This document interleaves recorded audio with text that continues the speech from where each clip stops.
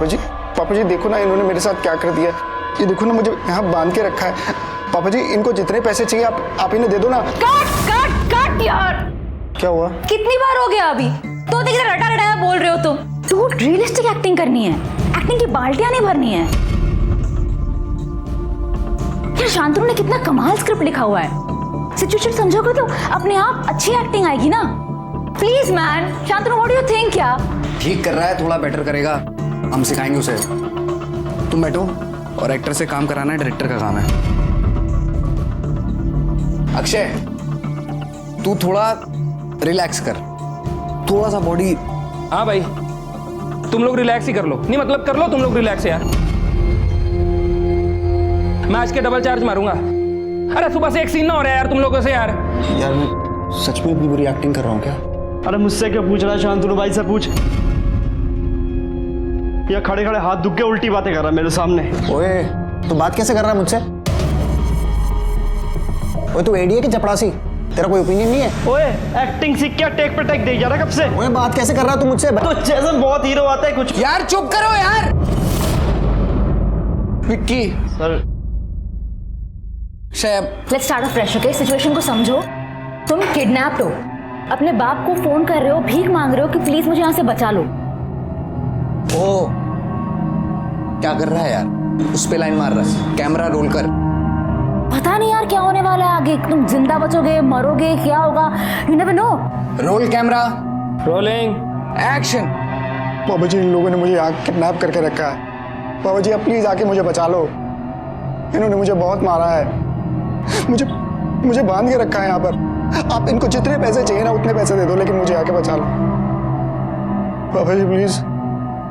पापा जी आपकी बहुत याद आ रही है। प्लीज पापा जी, मुझे आपकी बहुत याद आ रही है।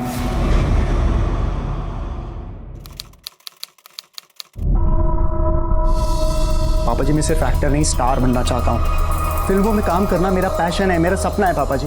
पापा जी हर कोई मेरी एक्टिंग की तारीफ करता है, सिर्फ आप ही को दिक्कत है। हाँ दिक्कत है, क्योंकि मेरे बच्चे की जिंदगी बर्बाद हो रही है। ये मोहल्ले में रामलीला में एक्टिंग करके, कॉलेज के नाटकों में काम करके कोई बड़ा एक्टर नहीं बन जाता।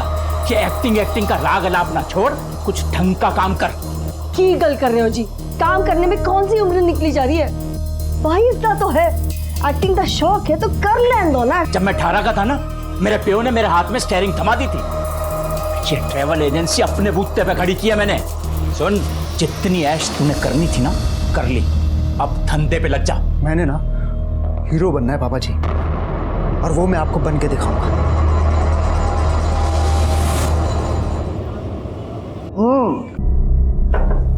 लड़का कुर्सी से बंधा हुआ है, बेबस लाचार।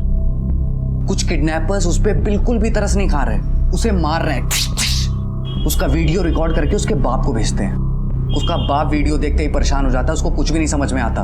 हम वापस आते हैं, हम देखते हैं किडनैपर्स अभी तक उस लड़के को उतना ही टॉर्चर कर रहे हैं। अब देखना ये है, बाप अपने बेटे को बचाने के लिए पैसे देता है या उसे ऐसे ही मरने देता है। ये है इस फिल्म का इंटरवल पॉइंट। शांतनु भाई मैं मान गया। मतलब कमाल, मतलब इससे कमाल कुछ हो ही नहीं सकता। तू सीन बता रहा था और मेरे रोंगटे खड़े हो रहे थे भाई। ये देख, अब भाई इस सीन में मैं लगाऊंगा लो एंगल शॉट।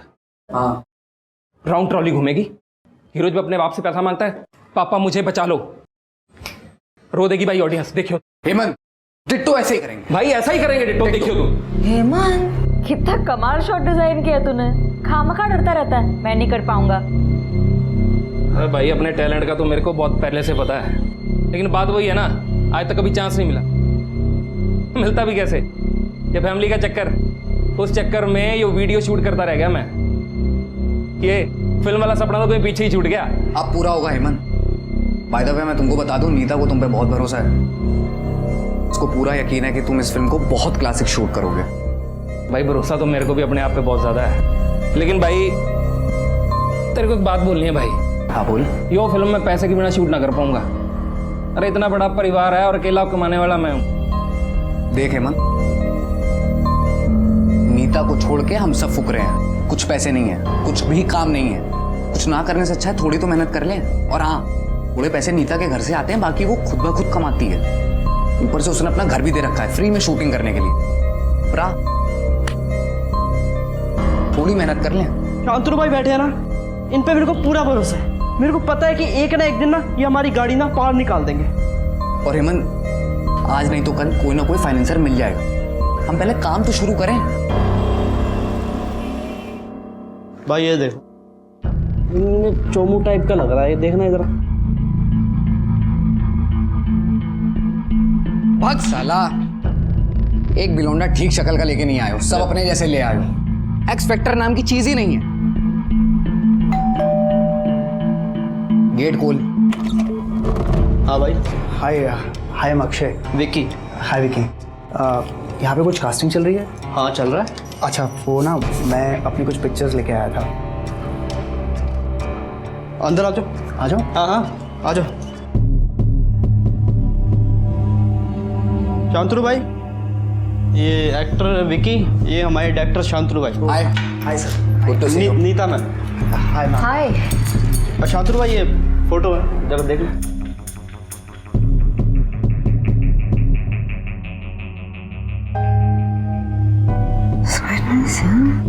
इससे पहले भी कुछ काम किया आपने?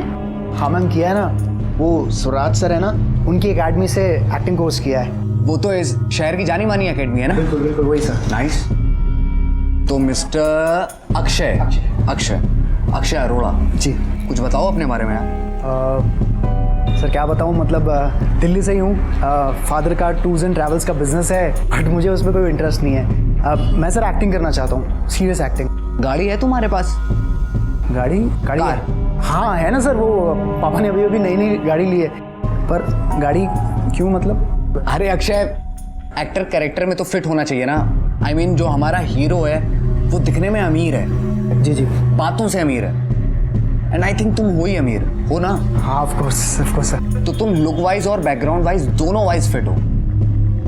मतलब सर? हमारी फिल्म की स्क्रिप्ट माइंड ब्लोइंग स्क्रिप्ट है, टीम भी हार्ड वर्किंग है। बस प्रॉब्लम यही है कि प्रोड्यूसर को लुक और फील समझाने के लिए हमें एक मॉक शूट करना है, जिसके लिए हमारे पास पैसे नहीं है। हमें एक ऐसा बंदा चाहिए जो कुछ पैसे लगा के अपनी शोरील बना सके, ताकि हम प्रोड्यूसर को कन्विंस कर सकें। और फिर नीता ने भी ये घर फ्री में दिया है हमें शूटिंग के लिए, और स्क्रिप्ट भी मैंने लिखी है। लेकिन शूट स्टार्ट करने के लिए हमें कम से कम 2 लाख रुपए की ज़रूरत है।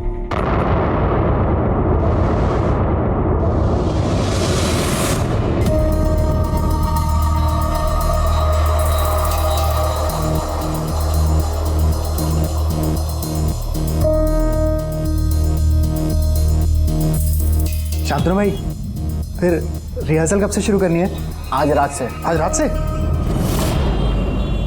ओ काजल काजल काजल, दिन तो तुम्हारे बिना बीत जाता है, पर रात नहीं कटती। तुम्हारी बहुत याद आती है काजल। आई मिस यू काजल। भाई कैसा था? बढ़िया की ना मैंने एक्टिंग? नाइस।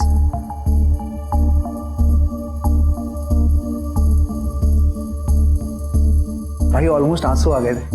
हाँ, वेरी नाइस।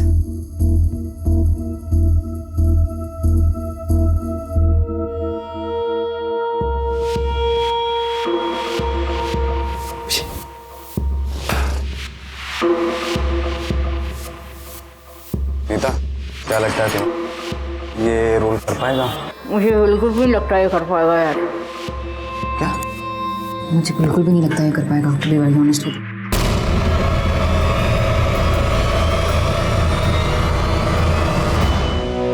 पता है कितना ब्राइट स्टूडेंट था मैं? जानता है कितने हजार स्टूडेंट्स में से मैं शॉर्ट लिस्टेड हुआ था स्कॉलरशिप के लिए? कितने कितने? याद नहीं, लेकिन जब पैनल ने पूछा स्कॉलरशिप के 2 लाख का क्या करोगे, मैंने कहा दारू पीऊंगा। ये लो भाजी, खाओ खाओ। अरे यार, इस खिला खिला के पेट भरेगा। चिकन आया कि नहीं? चिकन पता नहीं।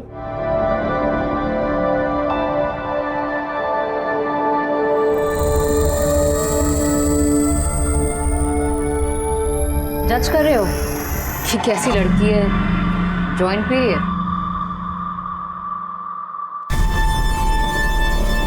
मैं तो एक्चुअली ये सोच रहा था कि 1-2 पफ मुझे भी मिल सकते। You smoke? हाँ, कभी कभी।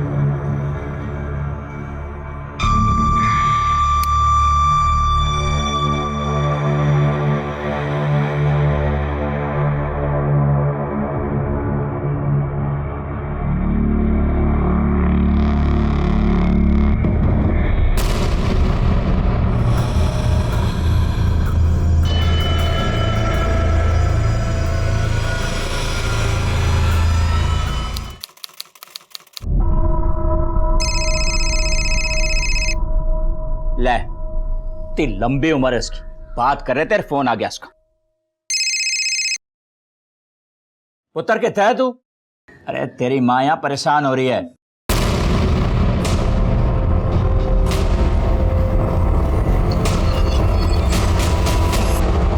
ओ जी, मेरे पुत्र को किसी ने अगवा कर लिया है जी। फोन आया था मेरे बेटे के फोन से, बोला 2 लाख रुपए चाहिए, नहीं देंगे तो वो मेरे बेटे को जान से मार देंगे सर। और उन्होंने ये भी कहा कि अब दोबारा फोन करेंगे, पैसे कहाँ और कैसे देने। आप बैठिए, फिर बताइए मुझे आराम से।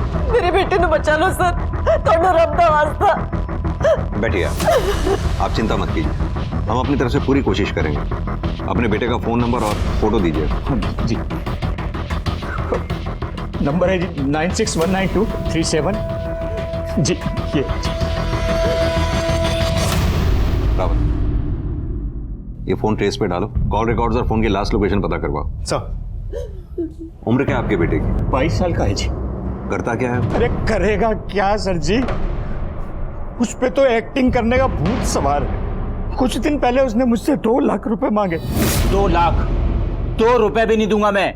मैंने तो सुना सी के पिक्चर बनाने वाले पैसे देते हैं, उल्टे तेरे से मांग रहे हैं। पापा जी 2 लाख रुपए की बात है, प्लीज दे दो ना। मम्मी बोलो ना पापा जी को। दे दो ना इसे पैसे, एक ही तो बेटा है हमारा, कर लेने दो ना एक बार इसे अपने मन की। तो आपने दिए उसे? नहीं सर जी, पर कुछ दिन बाद मैंने अलमारी में चेक किया, जो कैश मेरे पास पड़ा था उसमें 2 लाख रुपए कम थे। हाँ, मैंने पैसे निकाल लिए। आप अपनी मर्जी से तो दे नहीं रहे थे, इसीलिए मैंने निकाल लिए। पापा जी, आपकी वजह से मैं इतना बड़ा रोल, इतनी बड़ी अपॉर्चुनिटी नहीं छोड़ सकता हूँ। और जिस दिन मैं बड़ा स्टार बन गया ना पापा जी, मैं आपके सारे पैसे सूद समेत वापस लौटा दूंगा। पुत्र, तू समझ नहीं रहा, समझ। एक ये तेरा पागलपन तेनू ले डूबेगा। आप लोगों को पता है आपका बेटा कौन सी फिल्म में काम कर रहा था या किन लोगों के साथ काम कर रहा था? नहीं सर। क्योंकि जैसा कि आपने कहा आपके बेटे को एक्टिंग का शौक था, ये भी हो सकता है कि आपसे पैसे निकलवाने के लिए उसने किडनैपिंग का नाटक रचा हो। ऐसे कई केसेस आए हैं हमारे पास। नहीं सर नहीं, मेरा अक्षय उस तरह का लड़का नहीं है, वो ऐसा करने की सोच भी नहीं सकता सर। सर, अक्षय के मोबाइल लोकेशन रिकॉर्ड के मुताबिक उसका फ़ोन राजेंद्र नगर में स्विच ऑफ हुआ है। हमने पिछले 1 महीने की उसकी मोबाइल लोकेशन चेक की, तो पता चला कि पिछले 1 महीने से वो हर रोज़ राजेंद्र नगर जा रहा था। रावत, अगर उसकी किडनैपिंग का इस फिल्म से कोई लेना देना है तो हो सकता है वो वहीं कहीं है। सर, अक्षय के मोबाइल की लास्ट लोकेशन राजेंद्र नगर थी। पुलिस ने राजेंद्र नगर एरिया में अक्षय की फोटो दिखाकर उसकी एग्जैक्ट लोकेशन पता करने की कोशिश की और उनकी उम्मीद रंग लाई। सुनो जरा, इस लड़के को देखा है? हाँ साहब, ये लड़का 1 महीने से रोज यहाँ आता था। कहाँ था जाता था ये? 402 में। सर,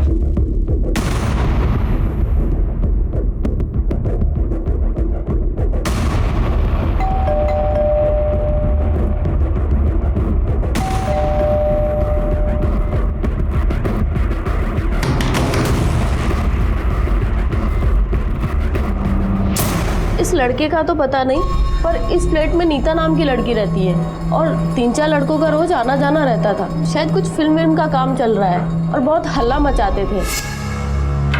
ओह हेलो नीता, तुम्हारे घर से बहुत शोर आ रहा है, सो भी नहीं पा रहे हम लोग। Really sorry aunty, really sorry. अभी नहीं आएगा, आई प्रॉमिस यू। आप आराम से सो जाइए। आखिरी बार कब देखा था आपने नीता को? आखिरी बार 1-2 दिन पहले देखा था, उसके बाद कहाँ गई है पता नहीं। इसका नंबर होगा आपके पास? हाँ, ये नंबर है। नहीं सर, नंबर तो स्विच ऑफ है। एक काम कीजिए, नीता आपको जब भी मिले या आपको लगे वो वापस आ गई है तो हमें इन्फॉर्म कीजिएगा। ठीक है। Thank you. रावत सर। ये नीता का फ्लैट खुलवाने की कोर्ट से परमिशन लो। जी सर। Ready roll action. सच बताऊं, जब मैंने तुम्हें पहली बार देखा था मुझे तुमसे प्यार हो गया। फिर बताया क्यों नहीं? क्योंकि मैं डरता था।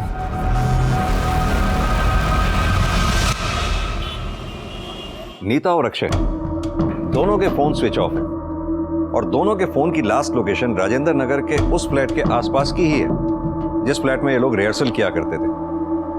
और उस फ्लैट में इन दोनों के अलावा और 2-3 लोग थे जिनका वहां आना जाना था। कौन लोग हो सकते हैं? रावत, एक काम करो, नीता और अक्षय दोनों के कॉल रिकॉर्ड्स में जितने भी कॉमन नंबर हैं सबकी एक लिस्ट बनाओ। अगर ये सब लोग साथ में थे तो जरूर इन दोनों की कॉल लिस्ट में उन लोगों के भी नंबर्स होंगे। Sir, excuse me. Hello, good, तुम वही मिलो हमें। सर, कोर्ट से फ्लैट खोलने का ऑर्डर आ गया।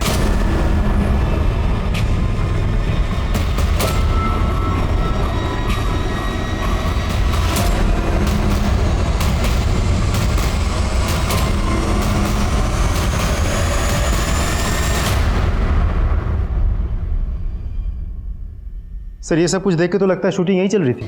रावत, शूटिंग ही नहीं, यहाँ शूटिंग के अलावा और बहुत कुछ चल रहा था। पूरा घर अच्छी तरह से चेक करो। सर।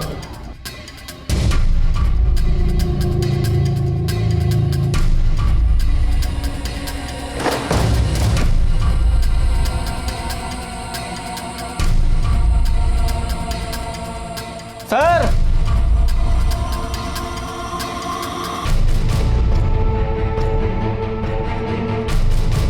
सर इसमें कुछ है, काफी भारी लग रहा है। खोलो इसे। रावत, सर। एम्बुलेंस को फोन करो। सर।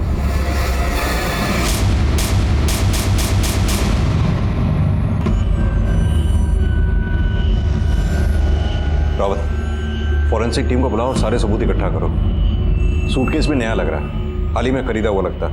पता करो कहां से खरीदा गया। सर।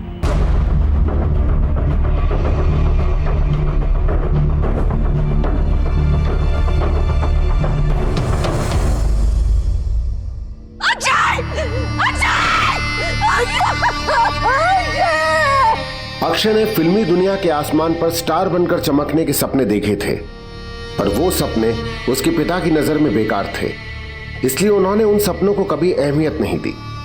जाहिर है कि पिता के दिल में बेटे के लिए आशीर्वाद था और वो उससे कुछ बेहतर बनते देखना चाहते थे, पर अपने बेटे के नजरिए को अनदेखा करना भी तो सही नहीं हुआ। साहब, सीसीटीवी तो खराब है। कल उन लड़कों में से कौन कौन आया था वो तो याद नहीं है, लेकिन साहब जिस लड़के का खून हुआ है वो लड़का उस लड़की घर में अक्सर रुकता भी था। और हाँ साहब, एक लड़का और था, वो भी उसका रुकता था। सर, इसमें रेंट एग्रीमेंट और नीता के ड्राइविंग लाइसेंस की कॉपी है। रावत, सर, इसका एड्रेस चेक करो और ड्राइविंग लाइसेंस का प्रिंट निकालवा लो। सर, नीता के लाइसेंस पर जो एड्रेस है वो लोग यहाँ से 6 महीने पहले ही शिफ्ट कर चुके हैं। ये देखिए सर, पिछले 2 हफ्तों में अक्षय की मोबाइल की लोकेशन नीता के घर के पास की है, सिर्फ दिन में नहीं रात में भी। रावत, कहीं ऐसा तो नहीं नीता और अक्षय के बीच में अफेयर चल रहा था, दोनों में किसी बात को लेकर झगड़ा हो गया हो और नीता के हाथों अक्षय का कत्ल हो गया हो? लेकिन सर, अक्षय की पोस्टमार्टम रिपोर्ट के मुताबिक अक्षय की मौत गला घोटने की वजह से हुई और जिस हालत में हमें अक्षय की डेड बॉडी मिली थी उसे देखिए लगता नहीं कि एक अकेली औरत ने उसे ओवरपावर किया। हाँ, तो हो सकता है कि नीता अकेली ना हो। नीता के फ्लैट में उसके अलावा और भी जो लड़के आया जाया करते थे उनमें से किसी के साथ मिलकर नीता ने इस काम को अंजाम दिया हो, या फिर यह भी हो सकता है उन लड़कों में से किसी ने अक्षय को फिल्म के जाल में फंसाया और उसे मार दिया। रावत, ये जितने भी लड़के हैं, कौन हैं, कहाँ के हैं, क्या काम करते हैं, सबके बारे में अच्छी तरह से पता करो। सर, लेकिन सर मुझे इस केस में एक बात खटक रही है, अगर किडनैपर्स ने रैंसम कॉल किया है तो पैसे क्यों नहीं लिए? कहीं ऐसा तो नहीं कि उसे पहले से ही पता चल गया था कि अक्षय के माँ बाप ने पुलिस को इन्फॉर्म कर दिया? हो सकता है। रावत, इन लड़कों में से एक भी अगर हमारे हाथ लग गया ना तो ये केस सॉल्व हो जाएगा। सर, मैंने नहीं पता उसके कौन कौन से दोस्त थे, किससे मिलता जुलता था, कहाँ जाता था। कुछ नहीं पता। ना उसने कभी बताया सी, ना मैंने कभी पूछा सी। इकलौती औलाद थी, बहुत प्यार से पाला था हमने हमारे पुत्र को सर। मेरी तो हिम्मत ही नहीं हो रही है सर फोटो पे हाथ चढ़ाने की। एक बार ही पूछा जी कहाँ जाता है, वो एक्टिंग की मीटिंग कहाँ होती है, तो बोला कि मंडी हाउस के पास कोई कैफे शेफे है, वहीं मिलते हैं सर। कैफे का नाम बताया उसने कुछ? नहीं सर। रावत, मंडी हाउस सर्कल में हर कैफे हाउस में जाकर पता करना होगा कि अक्षय किसके पास जाता था, कहाँ बैठता था। Right sir.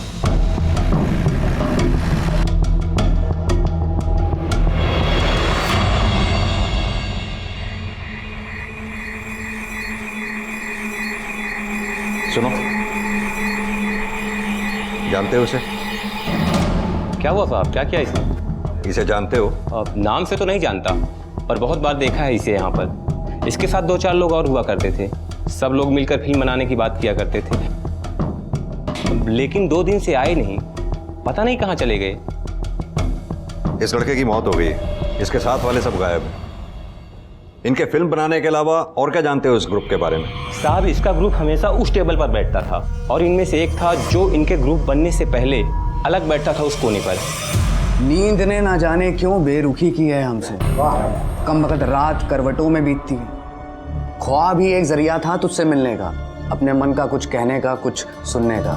क्या बात है? उसके बारे में सब बोलते थे कि पूना फिल्म स्कूल से पढ़कर आया है और बहुत बड़ा राइटर है, बहुत अच्छी कविताएं लिखता था वो। बहुत ही अच्छा था। प्रिया, कुछ और भी सुना देंगे ना? आप अगर इतनी अदब से कहेंगी, 1 या 10 और सुना देंगे। ये थी? हाँ साहब, यही थी। इसी के साथ वो राइटर घूमा करता था और 24 घंटे फिल्में बनाने की बात किया करता था। सब स्ट्रगलर थे साहब, अपना काम बनाने के लिए एक दूसरे की चापलूसी किया करते थे। कोई कहानी बेचता था, कोई गाना बेचता था, कोई एक्टिंग बेचता था, कोई एडी बनना चाहता था। भाई मैं विक्की भाई, आप फिल्म बना रहे हो? हाँ भाई, मुझे ना डायरेक्टर बनना है, बड़ा शौक है मुझे। एडी वाली जॉब दे दो मेरे को, बस मैं सब कुछ कर लूंगा भाई। ये 3 ही लोग थे? नहीं साहब, एक कैमरामैन भी था, हेमंत कापसी नाम था उसका। मैं बाकी किसी का नाम याद नहीं है, कैमरामैन हेमंत कापसी का नाम याद है। कैसे नहीं रहेगा याद सर? वो देखिए वहां पर वो अपना नाम और नंबर लिख कर गया। Video photographer Hemant Kapsi. क्या बात कर रहे हो सर जी? अक्षय का खून हो गया? कब, कैसे? बैठ जा। तू कैमरामैन के साथ एक्टर भी है क्या? नहीं साहब। तो फिर इतनी गंदी एक्टिंग क्यों कर रहा है? पिछले 3 दिनों से हर टीवी चैनल पर, हर न्यूज़पेपर पर अक्षय की मौत की खबर चल रही है और तुझे ही नहीं पता? साहब, भगवान कसम मैं एक्टिंग नहीं कर रहा हूँ, मुझे सच में नहीं पता था। 17 तारीख को नीता के फ्लैट में रिहर्सल हुई थी? हाँ साहब, 17 को हुई थी। 18 तारीख को भी हुई थी? नहीं साहब, 18 वाली कैंसिल हो गई थी। वो शांतनु को मुंबई जाना था फाइनेंसर से मिलने के लिए, इसलिए। अच्छा एक बात बता, ये नीता, शांतनु और विकी किस तरह के लोग हैं? अब ठीक ही लोग हैं, मतलब विक्की तो बेचारा एडी था शांतनु का। ये नीता और शांतनु साहब ये बहुत स्मार्ट लोग हैं।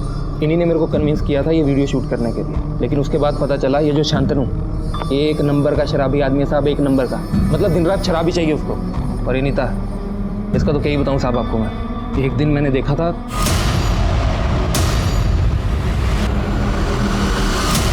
मतलब नीता और शांतनु का अफेयर चल रहा था? अरे साहब, अफेयर की बात छोड़ो आप, ये तो लगी मामला था। शांतनु के साथ साथ अक्षय से भी चोंच लड़ा रही थी। जिस दिन अक्षय ने 2 लाख रुपए दिए थे, उसी रात पार्टी की थी। और साहब, मैंने पार्टी के बाद अक्षय और नीता को एक साथ देखा था। तुम्हारा मतलब है नीता शांतनु को धोखा दे रही थी? लगा तो साहब मेरे को भी यही था, क्योंकि नीता शांतनु के साथ काफ़ी पहले से थी। अक्षय तो अभी आया था, लेकिन साहब मेरे को लगता है जिस दिन नीता और अक्षय ने एक साथ भूखा ना, उसके बाद नीता को अक्षय अच्छा लगने लग गया था। नीता ड्रग्स लेती थी? अब क्या बताऊँ साहब, ड्रग्स के बिना उसका चलता ही नहीं है। 1 नंबर की चर्सी है साहब, 1 नंबर की। फिर विकी की माँ शांतनु का नंबर दें। ये हेमंत कुछ ज्यादा ही बोल रहा है, नीता और शांतनु पर सीधा सीधा शक डाल रहा है। इस पर नजर रखो। लेकिन सर, हो सकता है ये सच बोल रहा हूँ, क्योंकि नीता की तरह शांतनु का भी तो फोन स्विच ऑफ आ रहा है। कि शांतनु का फोन भी सर्विलांस पे डालो, नीता की फोटोग्राफ सब खबरियों को दो, उनसे चौकन्ना रहने को कहो। अगर नीता को ड्रग्स की आदत है, वो ड्रग्स लेने के लिए बाहर जरूर निकलेगी। पुलिस ने शांतनु से संपर्क करने की कोशिश की, पर उसका फोन 18 अप्रैल के बाद से लगातार बंद आ रहा था।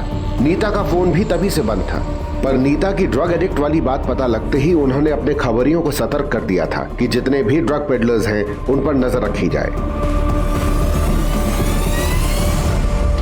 पुलिस ने विकी की मां से भी पूछताछ करने का तय किया।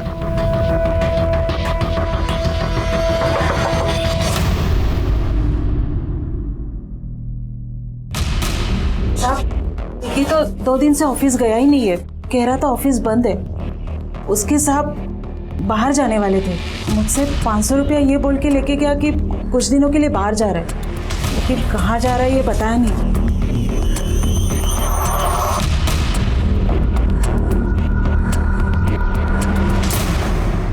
सर मुझे तो लगता है पकड़े जाने के डर से विकी फरार हो गया। हाँ लेकिन क्यों?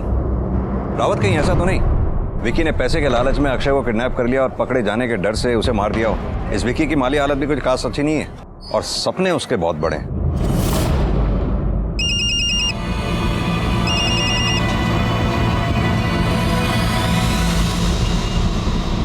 सर पूना फिल्म स्कूल से शांतनु का एड्रेस और उसके पिता का फोन नंबर मिला।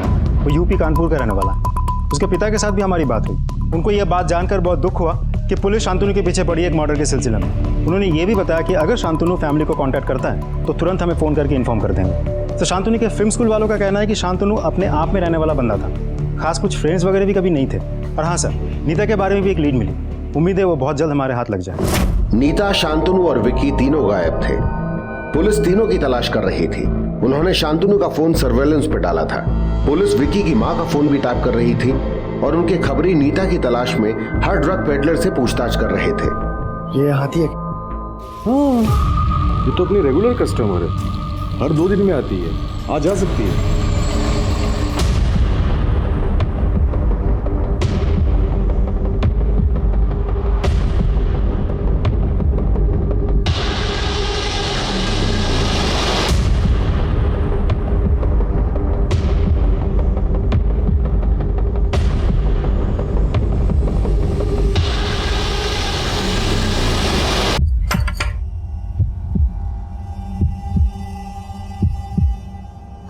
वही देना, इस बार 2 पैकेट देना। हाँ।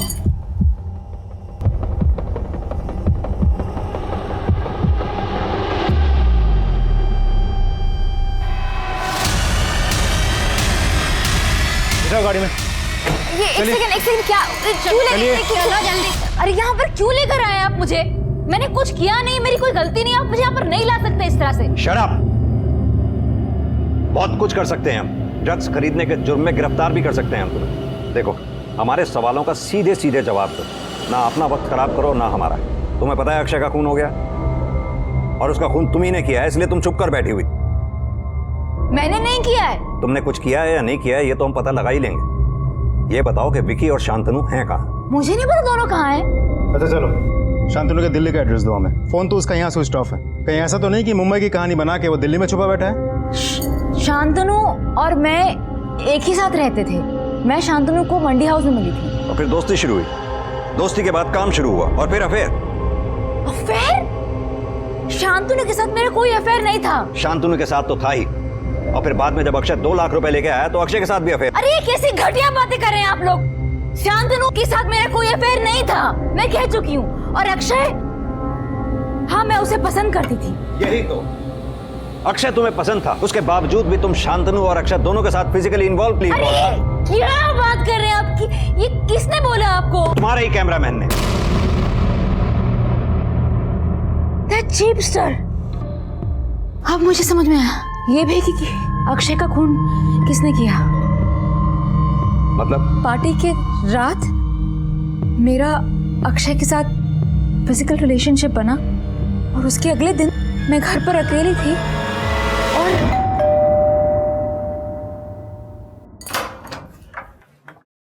तुम इस टाइम यहाँ? बस वो तुम्हें कुछ दिखाना था, कल रात की फोटो। ओ, पार्टी की फोटो।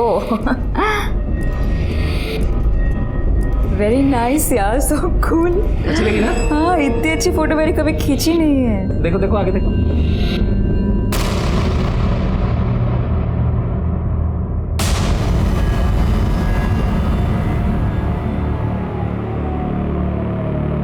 क्या बकवास है ये? क्या है ये? अरे ना ना ना ना ना ना ना ना। अरे यार! अरे ना, इतनी जल्दी थोड़ा डिलीट करने दूंगा। तुझे शांतनु को दिखाऊंगा। अच्छा चल, नहीं दिखाता शांतनु, लेकिन उसके लिए मेरे साथ ऐसा ही पोज लगाना पड़ेगा। अरे भाई इतनी मेहनत की है, थोड़ा सा इनाम तो हमें भी मिलना चाहिए है? चला जा। अबे ओ, फ्री माइंडेड हूँ, ओपन माइंडेड हूँ, इसका मतलब ये नहीं है कि किसी के साथ भी सो जाऊंगी। अरे तो मैंने कौन सा तेरे हाथ में लिस्ट थमा दी? जहाँ का अक्षय और शांतनु, वहाँ के हेमंत और सही। घटिया आदमी अपनी घटिया शक्ल लेकर यहाँ से निकल ले, वरना तो इतना मार खाएगा ना कि समझ में नहीं आया तेरे को। जल्दी निकल। मैं कल आ जाऊंगा। आज गुस्सा, कल दोबारा। झूठ क्यों बोला है? क्यों झूठ बोला हमसे? नीता के साथ सोना चाहता था, और जब ऐसा नहीं हुआ, बल्कि अक्षय ने नीता की वजह से तेरी बेइज्जती कर दी, उस बेइज्जती का बदला लेने के लिए तूने अक्षय को ही मार डाला। कब और कैसे मारा उसे? बोल। मैंने अक्षय को नहीं मारा साहब, नहीं मारा मैंने। हाँ साहब, लेकिन उस दिन मुझे बहुत गुस्सा आया था जब अक्षय ने औकात औकात बोल के मेरी बेइज्जती की थी। साले दो कौड़ी के आदमी, तेरी हिम्मत कैसे हुई नीता से ऐसी घटिया बात करने की? अरे ओ, घना ज्ञान मत मार, समझा तू? क्या करेगा तू? क्या लगती है वो तेरी बहन लगती है? अपनी औकात में रह के बात कर, समझा? साथ में बिठा लिया, खिला पिला लिया, इसका मतलब ये नहीं कि तू हमारी तरह बड़ा आदमी बन गया। औकात की बात मत करियो, तो समझ गया? करूंगा। 500 रुपए पर डे की औकात है तेरी, 500 रुपए। अबे क्या चाहिए तेरे को? अरे लैला चाहिए तो रख लेना, लेकिन ये औकात की बात मेरे सामने मत करियो तू। नहीं तो क्या करेगा? हाँ बेटा, समझा रहा हूँ आखिरी बार, दूर रहियो नीता से, नहीं तो अगली बार बोल के नहीं करके दिखाऊंगा। क्या करेगा तू? हाथ लगा रहा मेरे, हाथ लगा मेरे।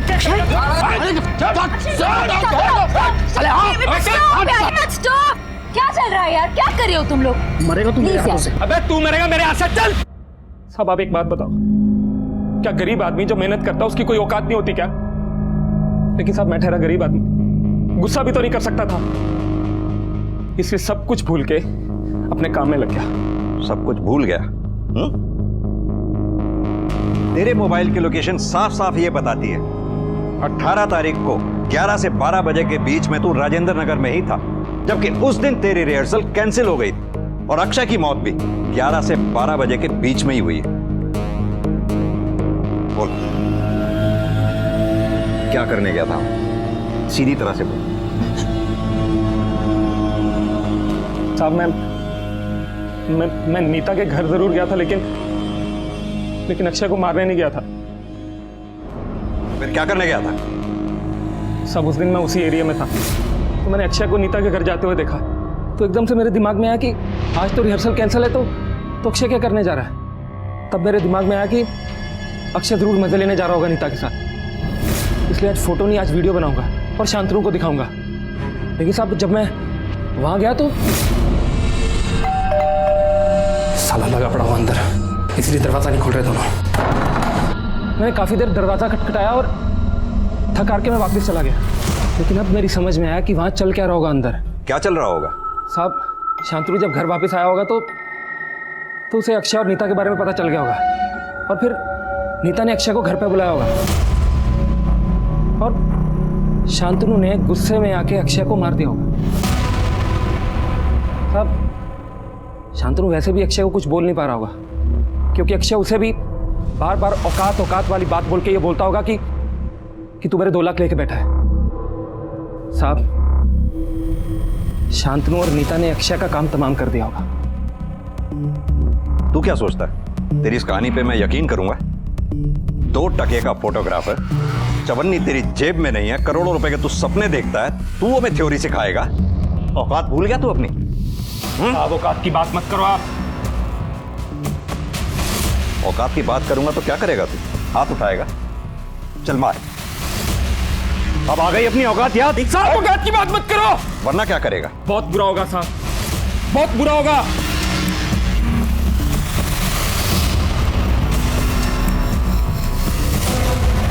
आनंद भाई, वो ड्रॉप लेके आना था ना, जल्दी से लेकर, अभी सीन स्टार्ट होने वाला, जल्दी से।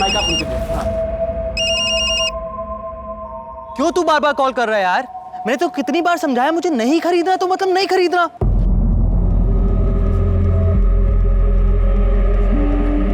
सॉरी भैया, सॉरी, वो मुझे लगा कि वो लैंडलाइन से कॉल था ना, 10,000। अगर इस हेमंत को औकात शब्द सुनकर इतना गुस्सा आता है, फिर तो ये गुस्से में कुछ भी कर सकता है। सर मुझे ये नीता भी इनोसेंट नहीं लगती। मुझे तो लगता है ये दोनों जानबूझकर हमारे सामने एक दूसरे को गाली दे रहे हैं, और ऐसा भी तो हो सकता है इन दोनों ने मिलकर अक्षय को मार दिया हो। पॉसिबल है, बैठा के रखो दोनों को, छोड़ना मत। सर, और सर ये केस नीता के बाद और उलझ रहा है। अब समझ में नहीं आ रहा है नीता और हेमंत में सच कौन बोल रहा है। अरे आप मेरा यकीन कीजिए ना प्लीज, मैंने कुछ भी नहीं किया है। तुम्हारी बात का यकीन करें? अक्षय की मौत के बाद जो लड़की गायब थी, जिसका फोन स्विच ऑफ था, तुम्हारी बात का यकीन करें हम? मैं बता रही हूँ सब कुछ आपको। देखिए, हफ्ते के 2-3 दिन मैं अपनी माँ के घर पे जाती हूँ। इस बार मैं 17 तारीख को घर पे गई थी, पर अचानक से सुबह उठकर बहुत बड़ा झगड़ा हुआ, इसलिए मैं वापस घर आ गई।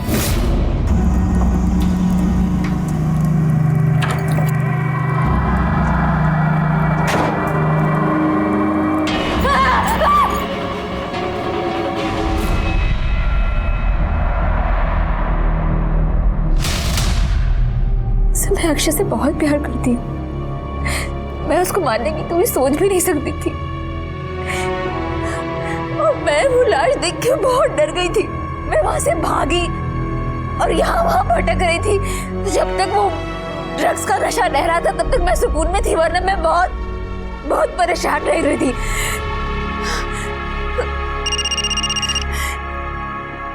हेलो, गुड सर, सूटकेस कहां से खरीदा गया था पता चल गया है। देखो जाके। सब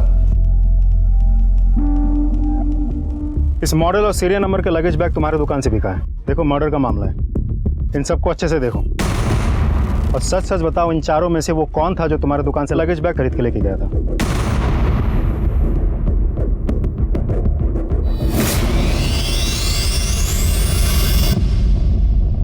ये था सर। पक्का? 100% सर।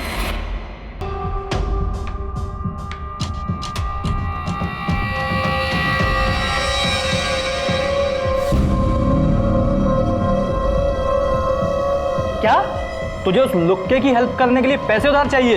यार ऐसा मत बोल यार, वो अच्छा इंसान है। अबे न्यूज़पेपर पढ़ता है कि नहीं? दिल्ली की पुलिस मर्डर के केस में ढूंढ रही है उसे, और हाँ, उससे दूर रह, नहीं तो तू भी मरेगा।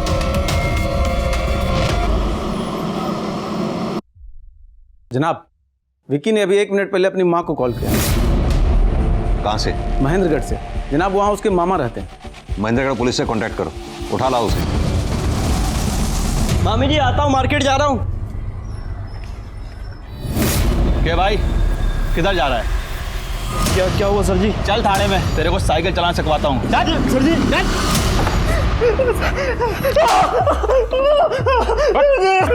बोल, क्यों मारा था अक्षय को?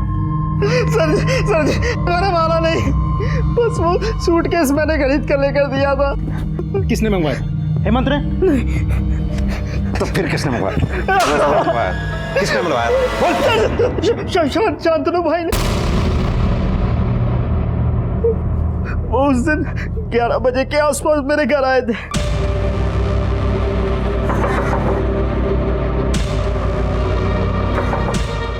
अरे शांतनु भाई, अरे विक्की, हमारे पापा की तबीयत बहुत ज़्यादा ख़राब हो गई है, हमें गांव जाना पड़ सकता है कुछ दिनों के लिए। ये भी नहीं पता हम वापस कब तक आएंगे। विक्की, हमें एक बड़ा सूटकेस चाहिए था, सोचा पास में तुम ही रहते हो, तुमसे ही कह दें। सूटकेस का इंतज़ाम कर दोगे? भाई सूटकेस तो है ही नहीं मेरे पास, पर हाँ, एक दोस्त है बैग की दुकान में काम करता है, वो जुगाड़ लगा सकता है। अखबार में देखा कि अक्षय की बॉडी सूटकेस में मिली है।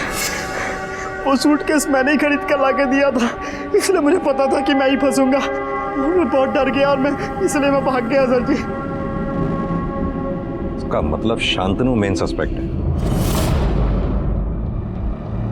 सर, ये दिल्ली मर्डर केस में जो सस्पेक्ट है ना सर, ये मुझे हर रोज गोरखपुर से किसी लैंडलाइन से कॉल करता था।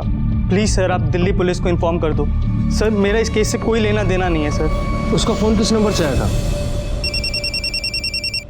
1 मिनट आओ। हेलो, हाँ कौन? Thank you inspector.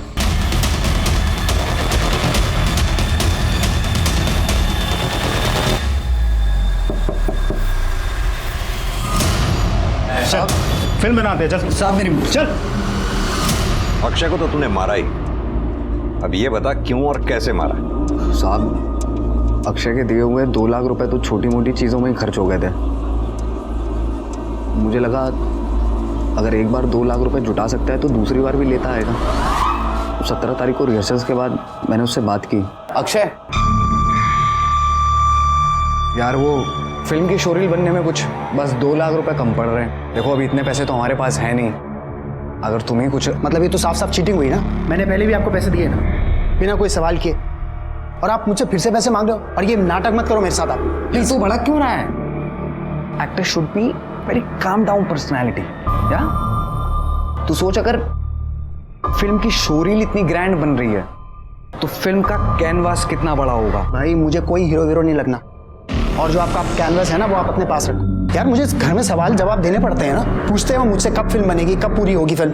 मैं आपसे आखिरी बार कह रहा हूँ, अगर आपके पास फाइनेंसर होगा ना तभी फिल्म बनाना, वरना मेरे पीछे मत पड़ना। अक्षय चला गया, नीता भी अपनी माँ के घर चली गई। मुझे पता था वो 3-4 दिन के लिए गई है, अभी तो नहीं आएगी। उसके घर की चाबी मेरे पास थी, तो मैंने सोचा इस बात का फ़ायदा उठाया जाए। अक्षय से कुछ पैसे निकलवा के मैं मुंबई चला जाऊंगा, वहाँ जाके स्ट्रगल करूंगा, कुछ डार्क से कुछ नई फिल्म बना देता हूँ, ऐसा सोचा था मैंने। लेकिन साहब 18 की सुबह मैंने अक्षय को फ़ोन किया, उससे बीती रात के लिए माफ़ी भी मांगी। उसको बोला एक काम कर, तू आ जा नीता के घर, तेरे कुछ वीडियोस बनाने, वहाँ जाके फाइनेंसर को दिखाऊंगा। वो खुशी खुशी आ गया, उसने मना भी नहीं किया। हेलो, तुम्हारा बेटा अक्षय मेरे कब्जे में है। अगर इसे जिंदा देखना चाहते हो तो 2 लाख रुपए इकट्ठा करके रखो, अगले फ़ोन पे बताऊंगा पैसे कब और कहाँ लेके आने।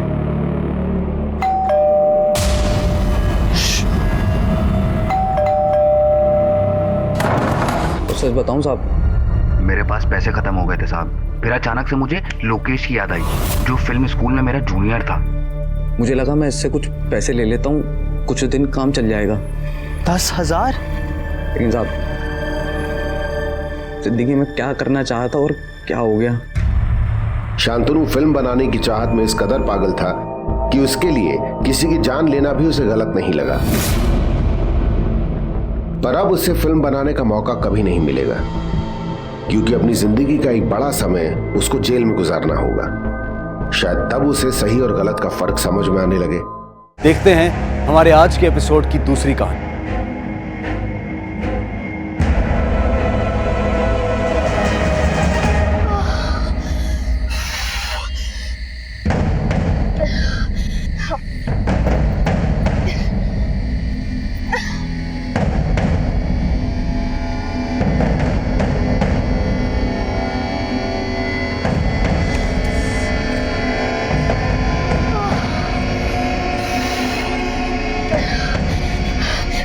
जल्दी चलिए।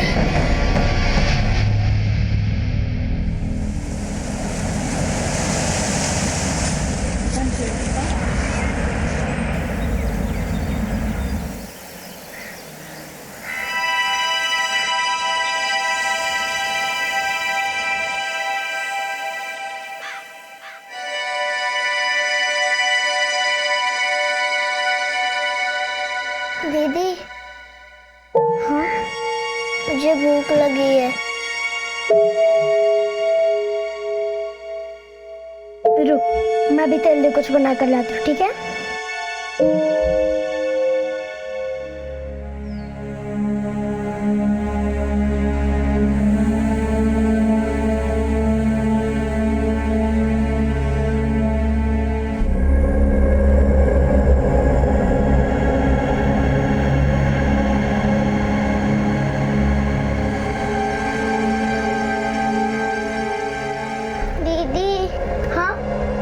मम्मी के पास जाना है। चुप कर, जब देखो तब एक ही रट लगा कर रहती है तू।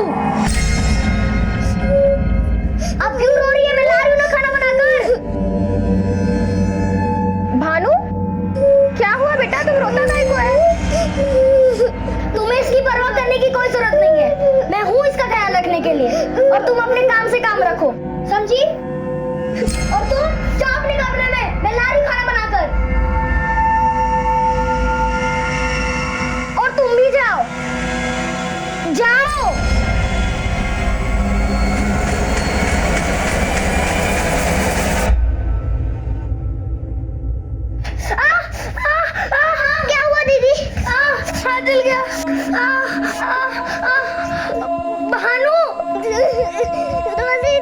रोजी दीदी। हाँ बाबा चलो, दीदी के हाथ जल गए। जल्दी बाबा एक मिनट रुको, मैं दवाई लेकर आती हूँ। एक मिनट जल्दी। चलो बाबा चलो चलो चलो। कहाँ चल रहा है? हाथ कहाँ चलो? छोड़ो, तुम्हें देखने की कोई जरूरत नहीं है। चलो बस हो गया, बस चलो। अब तुम दोनों को मेरे साथ चलना होगा। चलो। हम कहीं नहीं जाएंगे। बस बहुत हो गया, हम भानु को लेकर जा रहे हैं और तुमको भी भानु के साथ रहना है, तो हमारे साथ चलो।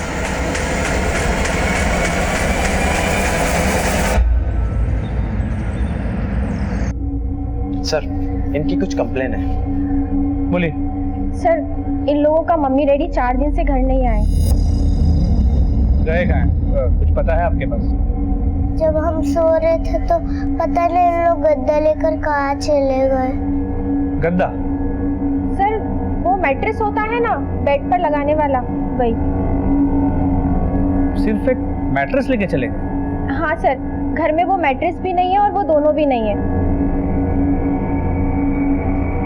मीना, इन्हें सर के कैबिन में बैठो। चलो चलो बच्चों। चल बैठ जा। सर, एक औरत 2 बच्चियों को लेके आई। दोनों बच्चियों के माँ बाप गायब। इसके अलावा उनके घर से एक मैट्रेस गायब। मैट्रेस गायब? जी सर। जी कहिए। सर, इन दोनों के माँ बाप पिछले 4 दिनों से गायब है। आप कौन है? सर, हम इन लोगों का नेबर है, रोजी। 4 दिनों से इनके मम्मी डैडी को नहीं देखा तो हमें कुछ गड़बड़ लगा सर। उनके फोटोग्राफ्स है आपके पास? जी सर। सर, ये नागेश इंगोले और ये उनकी वाइफ रूपा इंगोले। मुझे मम्मी के पास जाना है। पर नहीं बेटा, हम जल्दी आपके मम्मी पापा को ढूंढ निकालें। हाँ? कहाँ रहते ये लोग?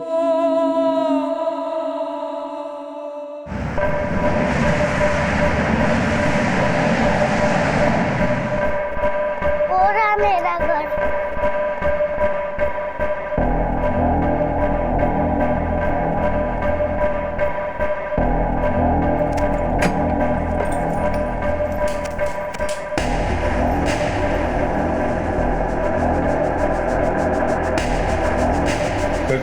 चेक करोगे? सर, चेक करो सर। बेटा, आखिरी बार मम्मी पापा को कब देखा था? जब हम रात में सो रहे थे तो दोनों थे, पर सुबह उठकर देखे तो कोई नहीं थे। तो ये कब की बात है? वेडनेसडे। पक्का वेडनेसडे? हाँ, क्योंकि उस दिन मम्मी का बर्थडे था।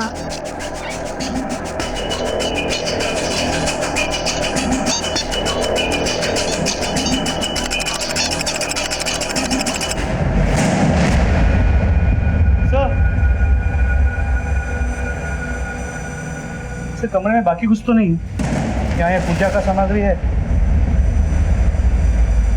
अंदर कुछ दवाइयाँ हैं और डॉक्टर अशोक की प्रेस्क्रिप्शन।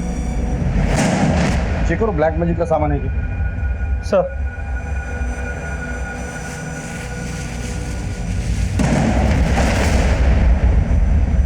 नहीं सर, बेसिक पूजा सामग्री है।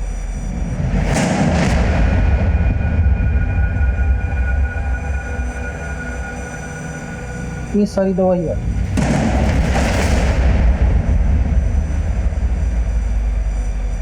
ये तो कोई चूरन लगता है। सर,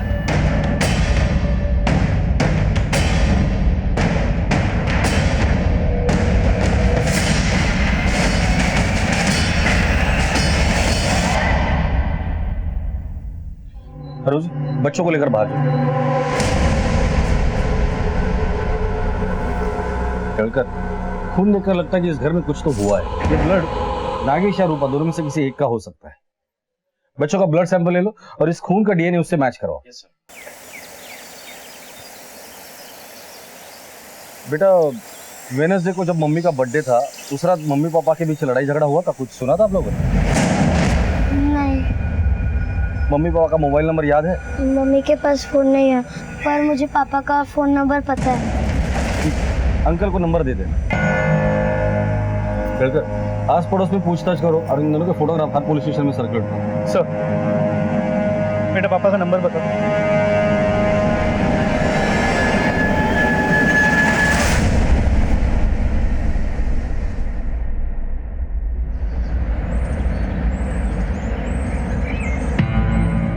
नागेश और रूपा को जानते हो? हाँ साहब, मेरे पड़ोसी हैं। क्यों, क्या हुआ साहब? उनके बारे में कुछ बता सकते हो? हाँ साहब, रूपा तो बहुत अच्छी औरत है, लेकिन नागेश कुछ ठीक आदमी नहीं। नागेश बहुत शक करता था साहब, जब भी कहीं रूपा बाहर निकलती थी ना, उसके पीछे पीछे पहुंच जाता था। क्या करे तू यहाँ पे? बच्चों के लिए चॉकलेट लेने आई थी। कोई चॉकलेट की जरूरत नहीं है, चल छोड़ो। नागेश भाऊ देखो, गुस्सा मत करो, वो सिर्फ चॉकलेट लेने आई। तू अपना काम कर, समझा? ये पति पत्नी के बीच का मामला है। घर चल। नागेश करता क्या है? वो तो टैक्सी ड्राइवर है सर। और रूपा? रूपा प्लास्टिक की फैक्ट्री में काम करती है, वो सुपरवाइजर है वहाँ पे, बहुत मेहनत करके पैसा कमाती है, लेकिन वो नागेश को लेके बहुत परेशान रहती है। अरे रूपा भाभी, भाभी सुनो तो, ये चोट कैसे लगी आपको? मुझे पता है, उसी नागेश ने मारना फिर था। अरे छोड़ क्यों नहीं देती उसको? बस करो, मेरे पति के बारे में और कुछ मत बोलो। जैसे भी है वो मेरे पति है। भाभी, कि नागेश और रूपा की किसी से कोई दुश्मनी? साहब नागेश तो खुद का दुश्मन है, कर्जे और उधारी में डूबा रहता है। वो तो रूपा भाभी बेचारी जो घर और परिवार को संभालती है। ठीक है, अगर उन दोनों के बारे में कुछ पता चलता है तो हमें बताना। जी सर। ये नागेश और रूपा का आपस में रिश्ता कैसा? सर नागेश तो भला आदमी था, लेकिन वो रूपा एक नंबर का नक्चड़ी औरत था। अपने आपको पता नहीं, एक नंबर का महारानी समझता था। मुनीरा, खाना बना लिया क्या? हाँ बना लिया। मैं आती हूँ। क्या बात है रूपा, आज तो बहुत खूबसूरत लग रही हो। किसी पर बिजली गिराने का इरादा है क्या? और सर रूपा से बात करना मतलब फोकट का टेंशन। हाँ सर, रूपा इधर ही काम करती है, बहुत मेहनती औरत है सर, लेकिन पिछले कुछ दिनों से काम पे नहीं आ रही है सर। क्या बात हो गया सर? देखो, वो और उसका पति दोनों पिछले कुछ दिनों से गायब है, अपने घर पे भी नहीं गए। तुम कुछ बता सकते हो कि रूपा की जिंदगी में क्या चल रहा था? क्या बोलूं सर, रूपा तो काम करने को मांगती थी, लेकिन उसका पति नागेश जो है वो काम छोड़ने के लिए बोलता था उसको। वो पिछले कुछ दिनों से उसके माइंड में पता नहीं क्या चल रहा था सर। सब बोलना तो नहीं चाहिए। रूपा ना कुछ काम नहीं करती थी, नखरे करती रहती थी और पगार लेके जाती थी। मालिक भी उसके आगे पीछे घूमते रहते थे।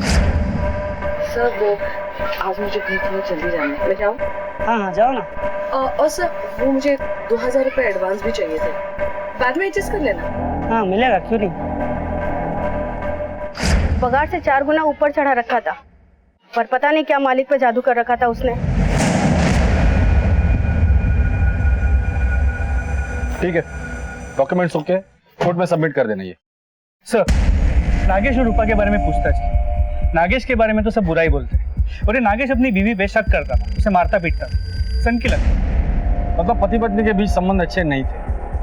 और ये रूपा के बारे में लोगों ने बताया कि काफी खूबसूरत थी। पर सर एक बात तो अजीब, औरतें रूपा को बुरा बोलती है, शायद उसकी खूबसूरती से जलते हैं। वही सारे मर्द रूपा को अच्छा बोलते हैं। शायद शक की वजह यही, और इसी शक की वजह से इन दोनों के बीच झगड़ा हुआ होगा। घर के अंदर हमें खून के धब्बे मिले, इसका मतलब उस घर के अंदर कुछ तो हुआ है।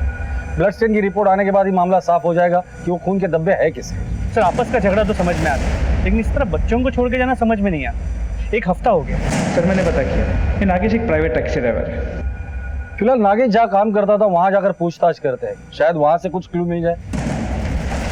कहकर बच्चियों ने कहा था कि वो लोग घर से जाते वक्त मैट्रेसेस लेकर गए। जब हम सो रहे थे तो पता नहीं इन लोग गद्दा लेकर कहाँ चले गए। एक बात समझ में नहीं आया, कोई घर से जाते वक्त अपने साथ मैट्रेस क्यों लेकर जाए?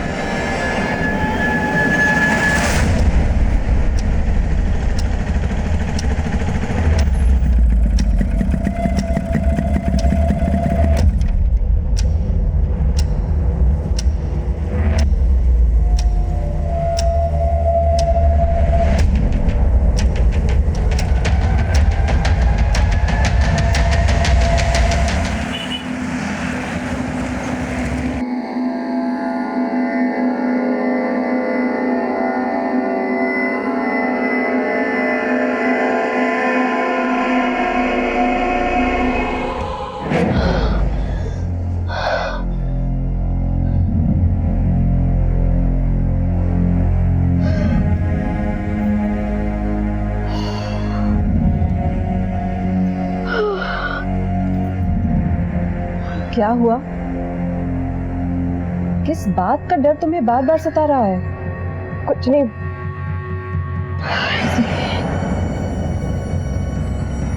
देखो, तुम्हारा 9वां महीना चल रहा है, इसमें इतना टेंशन लेना ठीक नहीं है। तो कुछ बता भी नहीं रही हो, क्या टेंशन है तुम्हारी लाइफ में?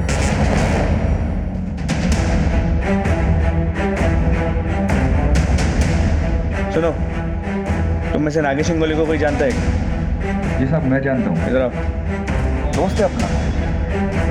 क्या हुआ, फिर से कोई लफड़ा कर दिया क्या? फिर कोई लफड़ा किया मतलब? अभी थोड़े दिन पहले एक लफड़ा हुआ था।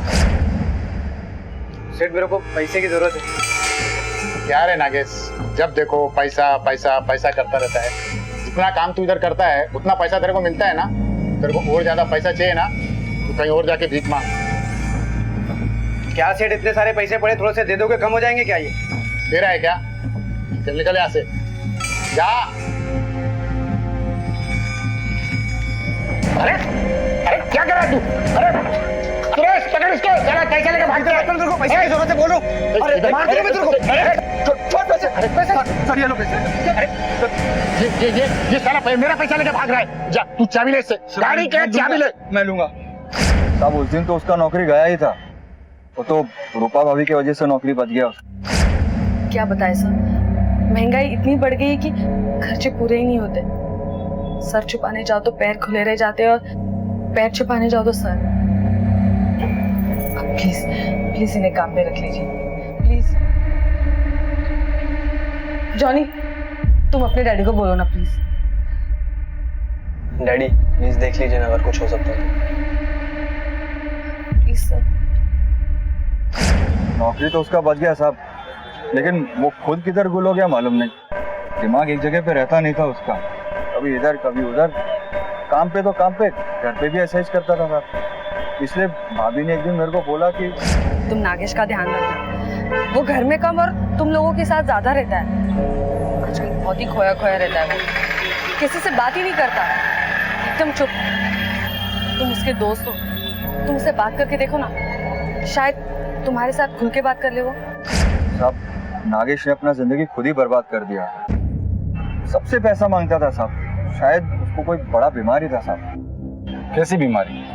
वो तो कुछ आइडिया नहीं है। ऑफिस क्या है तुम्हारा? साहब, एक पास वाली गली में। एड्रेस लिख लो इससे।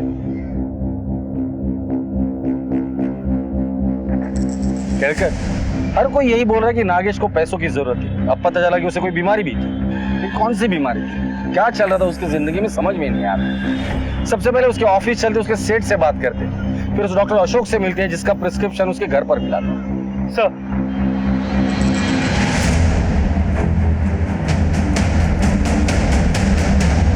हाँ साहब, वो अपुन का ही गाड़ी चलाता था, लेकिन एक नंबर का चोर था साहब। उसने अपने को बहुत परेशान किया और बिजनेस भी चौपट कर डाला।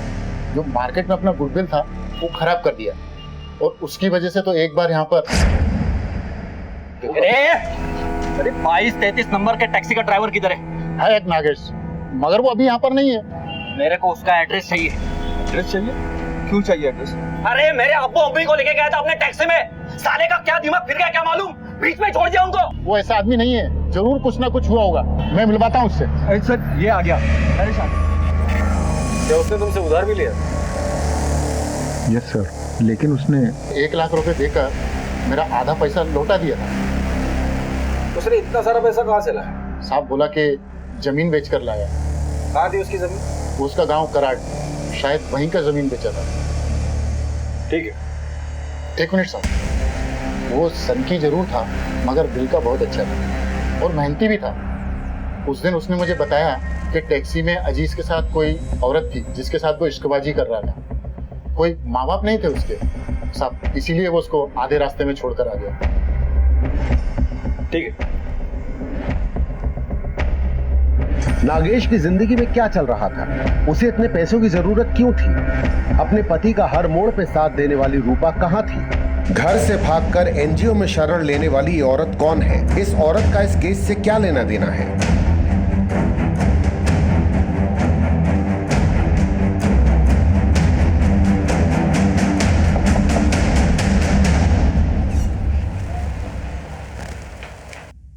नागेश हिंगोले आपका पेशेंट था।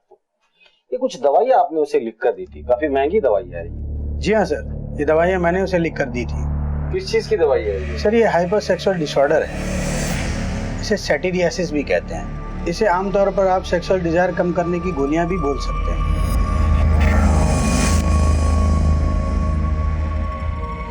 नागेश ये खुद के लिए लेता था? उसने ये गोलियां तो अपने दोस्त के नाम पर मुझसे ली थी, क्योंकि ऐसे मामले में लोग अक्सर ही शर्माते हैं। नागेश को लड़कीबाजी का शौक होगा, जिसके लिए वो लोगों से पैसे लेता होगा, और ये बात रूपा को पता चल गई होगी, इसलिए नागेश ने रूपा को कुछ कर दिया होगा। हेलो, दोनों मैच करते हैं, ठीक है। सर लैब से कॉल, पता चला कि घर में जो खून मिला था उसमें एक्चुअली 2 लोगों का खून, एक मेल और एक फीमेल, और ये दोनों खून के डीएनए दोनों बच्चों के डीएनए के साथ मैच भी करते हैं। मतलब उसमें रूपा और नागेश दोनों का खून। जरूर इन दोनों के बीच बहुत बड़ा कुछ तो हुआ है, शायद मारपीट या फिर हत्या।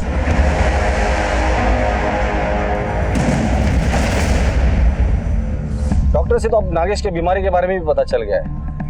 हो सकता है ये बीमारी झगड़े की वजह हो, और शायद इसी बीमारी के लिए वो लोगों से पैसे भी मांग रहा था। उसके घर से हमें कोई कैश नहीं मिला, और अगर उसने जमीन बेची उसे बहुत पैसे मिले होंगे। हो सकता है जमीन के पैसे ही झगड़े की वजह हो। लेकिन सर अब तक यही पता नहीं चला कि हुआ क्या है। दोनों को मार दिया गया है, दोनों भाग गए हैं या किडनैप हुए। डीएनए रिपोर्ट से एक बात तो साफ है कि घर के अंदर खून खराबा जरूर हुआ है। सर हमने आसपास के सभी हॉस्पिटल, मुर्दाघर चेक किए, पुलिस की मिसिंग कंप्लेंट्स भी चेक की, कहीं कोई सुराग नहीं मिला। ये अजीज कौन है जिसका इस नागेश के साथ झगड़ा हुआ था? पता चला कि सर एक लोकल चिकन शॉप का डीलर है, थोड़ा भाई टाइप का है, तो लोग डरते हैं उससे। ये अजीज ने उसे मारने की धमकी दी थी ना?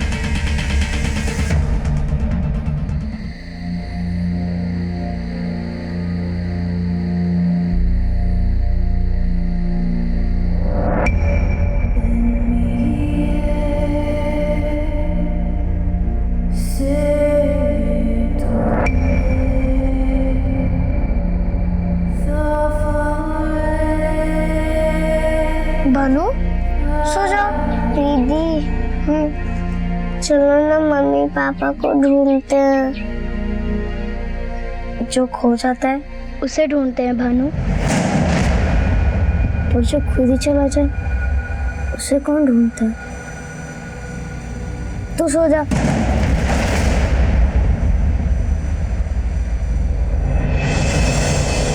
अपन सच बोलता है साहब, अपन ने कुछ नहीं किया। हाँ सिर्फ मारपीट ही तो की है, और क्या। अरे साहब वो तो बस एक दिन का था, उसके बाद में अपन को अपना मिस्टेक मालूम गिर गया। अपन ने उसको सॉरी बोला एकदम दिल से, अच्छा दोस्त बन गया वो अपन का। हर संडे अपन के यहाँ से चिकन जाता था उसके। आपको झूठ लग रहा है क्या सर? आपको झूठ लग रहा है तो आप बच्चों से पूछो ना, एकदम फैमिली मेंबर के जैसा था अपन उसके घर का। कर बच्चों को बुला। सर अपन सच बोल रहा है सर।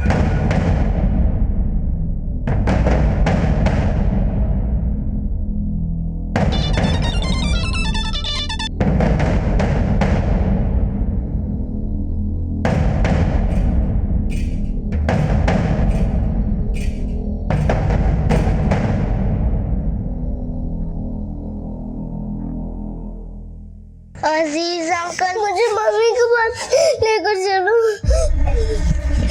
देखा साहब, बच्ची भी पहचानती है, अच्छे पारिवारिक संबंध है हमारे उनके साथ। रोते नहीं बेटा, चलो चलते हैं। साहब इनको लेके जाओ क्या साथ में देख रेख करने के लिए? कोई जरूरत नहीं, तू निकल ले। नहीं मुझे मम्मी के पास लेकर चलो। चलो चलो चलो बेटा चलो चलो। बेटा रोते नहीं, हाँ? हम लोग है ना, हम लोग तुम्हारे मम्मी पापा को ढूंढ निकालेंगे। हाँ बट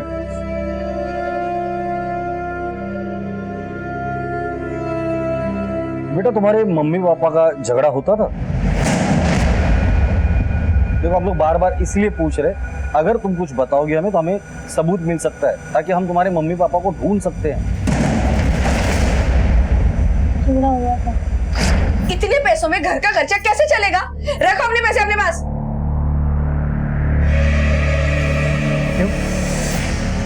चिंता बदल दी क्या? हाँ बदल दी। देख तेरे खर्चे बढ़ते जा रहे हैं, कंट्रोल कर तू। ये अजीज अंकल भी आपके घर पर आते जाते थे? पर पापा को उनका आना अच्छा नहीं लगता था, ठीक है मीना, लेकर जाओ इन्हें।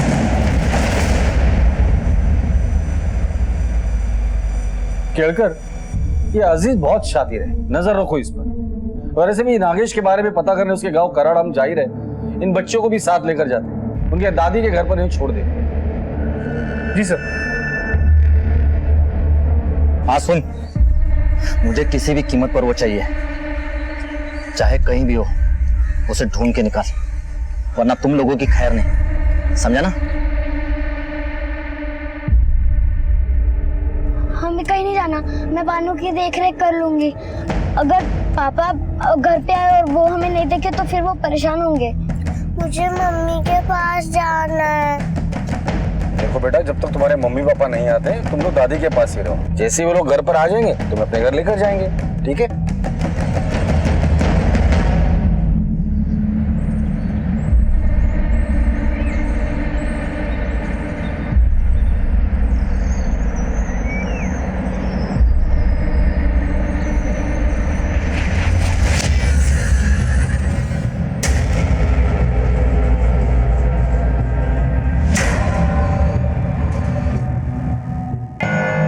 सुषमा मुलींना जेवायला वाढतो। क्या हुआ साहब, सब कुछ ठीक तो है? सब कुछ ठीक नहीं है, इसलिए तो हम लोग यहाँ आए। नागेश और रूपा घर से गायब और उनके घर में उनका खून मिला। नागेश और रूपा के बारे में जो कुछ भी जानते हैं वो सब कुछ हमें जानना है। क्या बताऊं साहब, मेरा भाई था ही नालायक। रूपा के इधर तो भाग्य खोटे, हमेशा हमेशा शक करता था। तू शादी में जाके सीधा घर वापस आने वाली थी ना? कहाँ थी? वो मैं अपनी दोस्त के घर गई थी।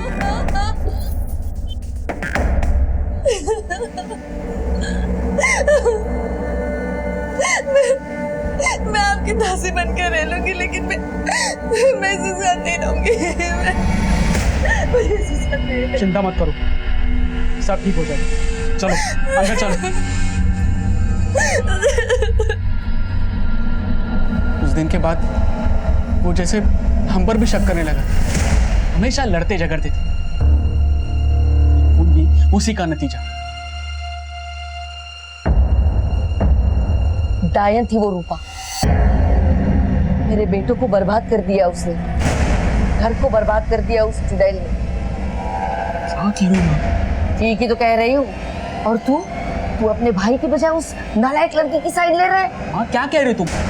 तू अपने भाई के बारे में गलत कैसे बात कर सकता है? एक मिनट, आप अंदर जाइए, हमें इनसे बात करनी है, प्लीज। देखिए, नागेश और रूपा के बारे में आप जो कुछ भी जानती है प्लीज बताइए। माझा नागेश खूप चांगला मुलगा आहे साहेब, ये लड़की बड़ी कमीनी है, बहुत प्यार करता है वो उससे। शादी के बाद तो और भी लट्टू हो गया, इतना कि उस लड़की के लिए अपने बापजादा की जमीन तक बेचने को मांग रहा था। मैंने मना किया साहब।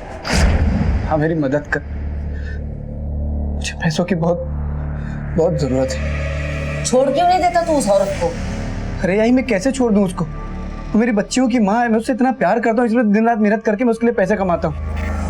उसको पैसे पूरे नहीं पड़ते यही, उसको और पैसों की जरूरत है, देना मुझे पैसे।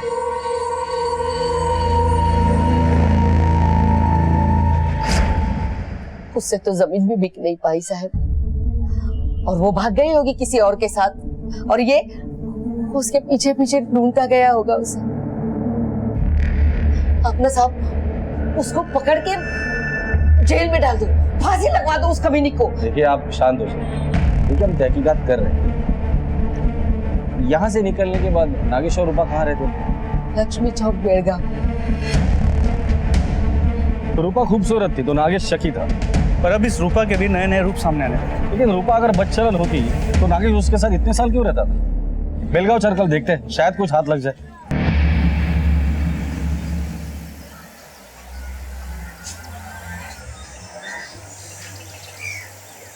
कौन है? कौन है वहाँ? अरे मैडम, मैडम मेरे को समझ में नहीं आ रहा है कि आपका एहसान मैं कैसे चुकाऊंगा। अच्छा मैडम, वो मैं ये पूछ रहा था कि उसको लेके जा सकता हो क्या? नहीं, अभी नहीं। अभी उसे देखभाल की काफी जरूरत है। मैं तुम्हें बाद में फोन करके बताऊंगी। ओके मैडम, चलता हूँ। खुदा हाफिज़।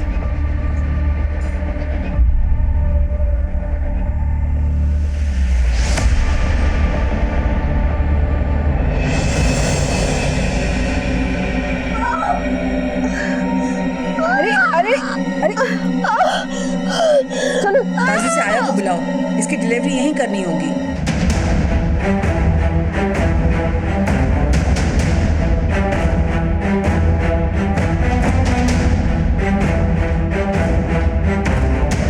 हाँ साहब, नागेश और रूपा इधर ही रहते हैं। रूपा एक नंबर की चंट औरत थी साहब, आते जाते रास्ते में किसी को भी फंसा लेती। किसी को फंसाना तो उसके बाएं हाथ का खेल था। बड़ी चालू औरत थी साहब। और साहब नागेश तो टूरिस्ट का गाड़ी चलाता था, इसलिए हफ्ता 10 दिन के लिए बाहर रहता था और इधर रूपा का कार्यक्रम करता था।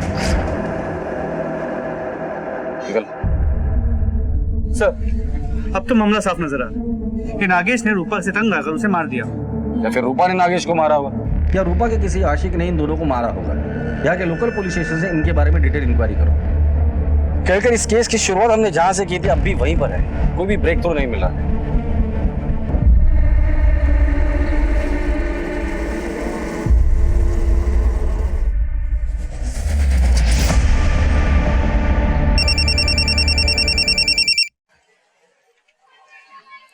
बोलो। अजीज आज कलोज खाड़ी के चक्कर लगा रहे हैं सर। उसके साथ 2 आदमी और हैं सर। क्या? पता नहीं क्या है, ढूंढते रहते हैं। ठीक है।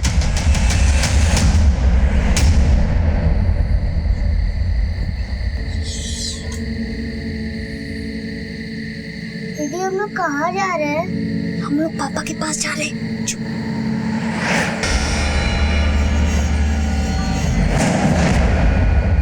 कहाँ जा रहे हो? हम तो पापा के पास। क्या है तेरा बाप? अब पड़े रहो जिंदगी भर यहाँ। चलो चलो अंदर चल।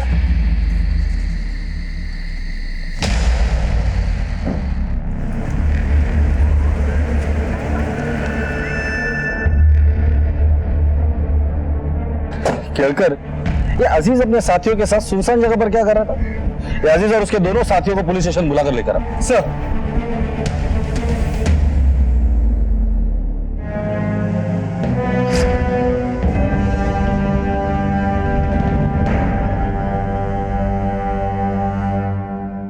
खाड़ी के पास जो डंपिंग ग्राउंड है वहां तुम लोग बार बार क्यों जाते हो?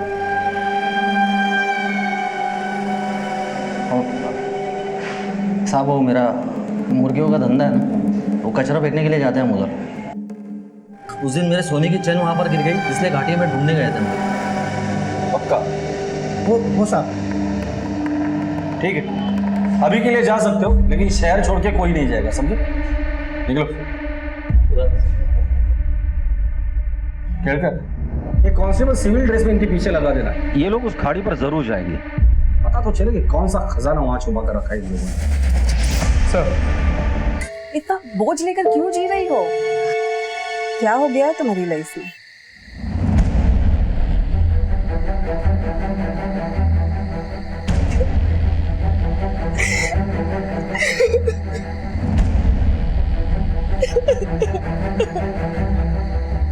बताओ तो क्या हुआ है?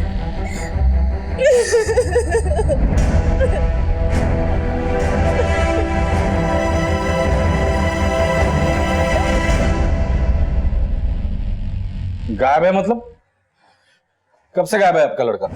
आप वेडनेसडे 1 जून को सुबह सुबह घर पे बोला था कि अपने दोस्तों के साथ ट्रैकिंग पर जा रहा है और अभी तक नहीं लौटा है। मैं उसके फ्रेंड्स को पूछा तो पता चला कि वो तो ट्रैकिंग पर गया ही नहीं। साहब घर से 1 लाख रुपए भी गायब है। किसी के साथ दुश्मनी थी उसकी? सर मेरा ही नागेश के साथ लफड़ा हुआ था।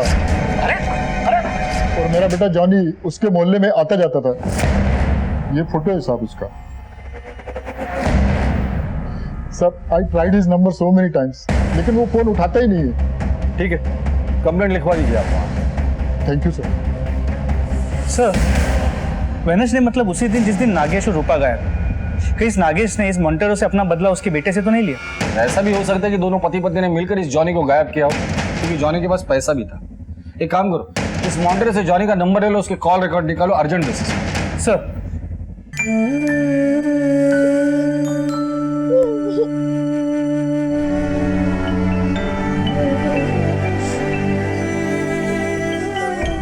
क्या हुआ? मम्मी की याद आ रही है। मत रो। तुम्हें याद है ना कि पापा ने क्या कहा था? बेटा बहादुर बन, कमजोर बनेगी तो जी नहीं पाएगी। और वैसे भी तुम दोनों तो सहारा हो अपने पापा का, है ना? है ना? हाँ? और मेरे मम्मी का क्या है, हमारा झगड़ा तो चलता ही रहेगा। भानु भी छोटी है, अपनी मम्मी के बिना नहीं रह पाती साल में। उसका ख्याल रखना, उसका ध्यान रखना।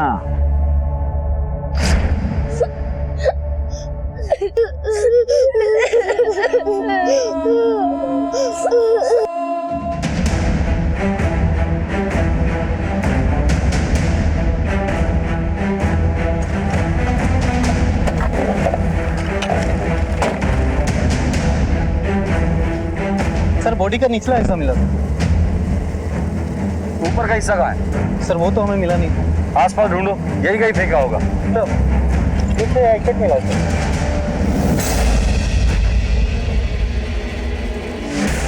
की बड़ी कमी नहीं है। मेरा भाई था ही नालायक, एक नंबर का चोर था साहब। नागेश बहुत शक करता था साहब, जब भी कहीं रूपा बाहर निकलती थी ना उसके पीछे पीछे पहुंच जाता था। नागेश ने अपना जिंदगी खुद ही बर्बाद कर दिया, शायद उसको कोई बड़ा बीमारी था। वो तो गया।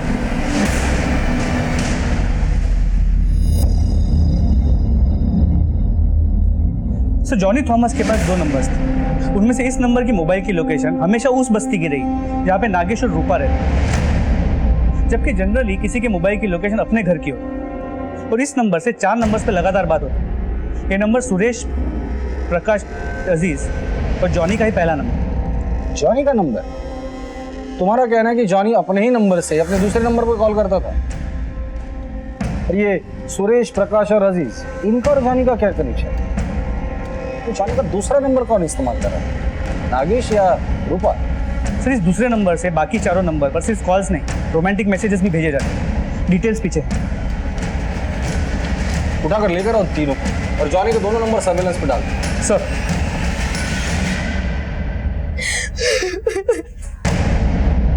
इतना सब कुछ हो गया, डरने की जरूरत नहीं है। हम तुम्हारे साथ हैं। मैं पुलिस को फोन करती हूँ। नहीं नहीं नहीं नहीं नहीं, आप पुलिस को फोन मत कीजिए। नहीं, चिंता मत करो, पुलिस हमारी मदद करेगी। 1 minute. Hello, police station. Sir मैंने हिम्मत की थी पुलिस स्टेशन आने के लिए, लेकिन मैंने वहाँ अजीज को देखा और मैं बहुत डर गई। मैं मेरे बच्चे के खातिर वहाँ से चली गई। मुझे डरने की कोई जरूरत नहीं। आज से तुम्हारे और तुम्हारे बच्चे की सुरक्षा की जिम्मेदारी हमारी। बताओ जो कुछ भी जाने।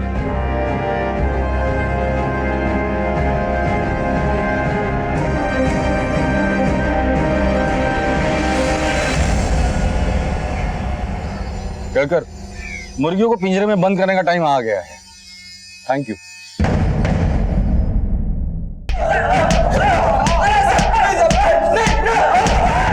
बस, टाइम पास करना बिल्कुल अच्छा नहीं लगता। बराबर बताओ तो नागेश को क्यों मारा तुम लोगों ने? साहब वो रूपा ने मारा उसे। रूपा ने मारा उसे? तुम तक उसकी तारीफ कर रहे थे, आज उस बेचारी पर इल्जाम लगा रहे हो। बेचारी बेचारी नहीं है साहब, वो उसने ही नागेश को मारा।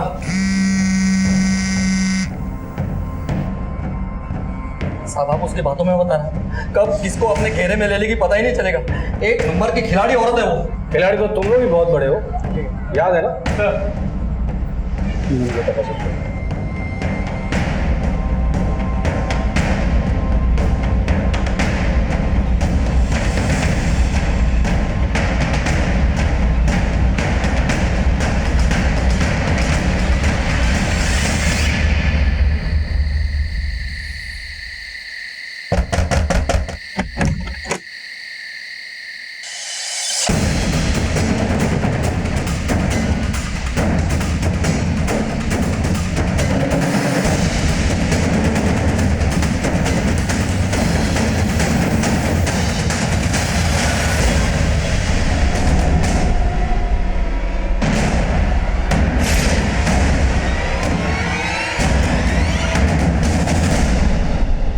नागेश का है, क्या किया उसके साथ? मुझे नहीं पता नागेश का, मैं खुद तंग आकर उसकी जिंदगी से निकल गई।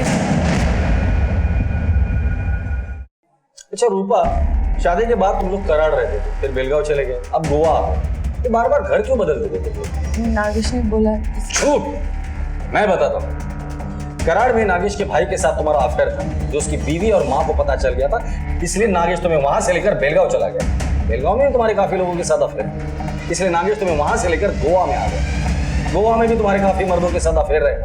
तंग आकर तुम दोनों के बीच झगड़ा हो गया और गुस्से में आकर तुमने नागेश को मार डाला। मार डाला? सच सच बताओ, क्यों मारा नागेश को?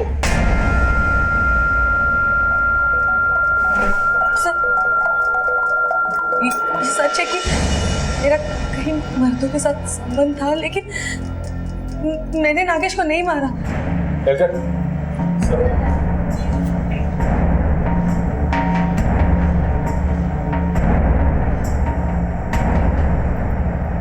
इसे जानती हो? नहीं? मुनीरा नाम है इसका। मुनीरा, जब इसके पति के साथ तुम्हारे बहुत अच्छे संबंध हैं। अजीज, सुरेश, प्रकाश, तीनों मेरे कस्टडी में हैं और तीनों ने अपना मुंह खोल दिया है। बेहतर यही होगा कि तुम भी अपना मुंह खोल दो। नागेश के साथ मेरी शादी एक गलती थी। वो मेहनती था, लेकिन 2 वक्त की रोटी के सिवा और कुछ नहीं दे सकता था, और मुझे पैसा चाहिए था। पैसा कमाने के लिए मेरे पास मेरा जिस्म था, जो मैंने इस्तेमाल किया। कई सालों तक तो नागेश को इस बात का पता भी नहीं चला, लेकिन जब पता चला भी। क्या कर रही तू? हाँ, पहले बेलगाम में, फिर कराड़ में, फिर तूने मेरे अपने भाई को प्रेम जाल में फंसाया। मैं तुझे अपनों से दूर यहाँ लेके आया और तू देख, सुधर जा वरना ठीक नहीं होगा। ठीक नहीं होगा? क्या ठीक नहीं होगा? मेरी एक बात कान खोल के सुन लो। अब अगर मुझे हाथ भी लगाया ना, तो सीधे पुलिस स्टेशन जाऊंगी और डाउरी के केस में तुम्हें अंदर करवा दूंगी, या फिर आत्महत्या करके तुम पे झूठा इल्जाम लगा दूंगी। समझ गए?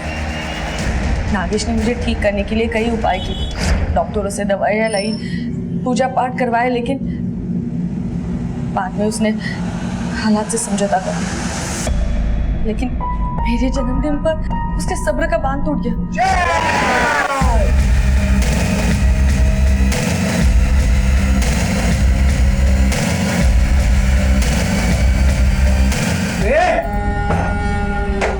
क्या हो रहा है ये सब? रुक! मेरा घर, मेरी पार्टी, तुझे क्या? पराये मर्दों को घर में बुला के अय्याशी कर रही है, बोल रही मुझे क्या? मेरे दोस्त है। इसका क्या करेंगे?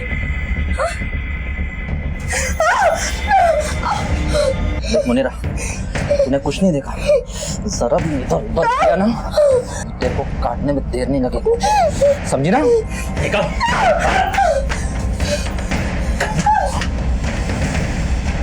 मौका पाकर मुनीरा वहां से भाग निकली, लेकिन मुझे पूरा यकीन था साहब कि वो मुझे धोखा नहीं देगी। ये गद्दे का क्या चक्कर है? वो लाश के टुकड़े हमने गद्दे पे ही किए थे। जॉनी के साथ भाग गए क्योंकि उसके पास बहुत पैसा था और वो मुझ पर बहुत पैसे भी लुटाता था।